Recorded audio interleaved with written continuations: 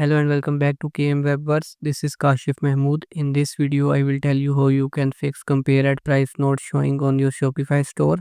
This is how compare at price shows on Shopify. So if that is not showing on your end, then we will see how to fix that in this video. So there are basically two things that you need to fix to solve this issue. So first of all, you will have to go to your Shopify dashboard, and here you will have to go to settings,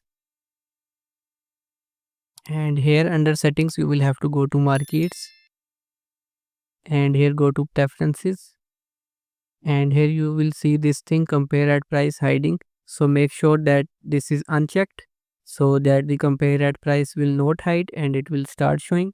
And now you can close this and go back to your store, and now you can refresh it. So if that solves your issue, then that's it for you. But if it does not solve your issue, then you will have to follow this second step as well.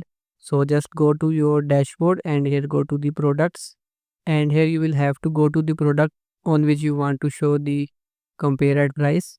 So just copy your product title, and now go to the products again, click on search, and here paste the title and open the product.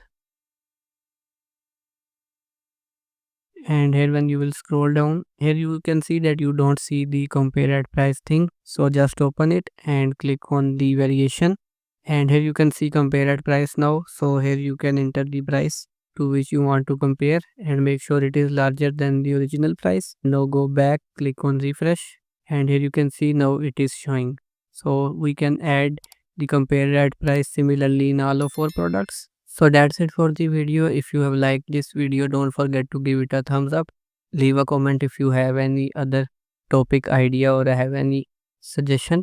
Subscribe to my channel for more related videos. See you next time.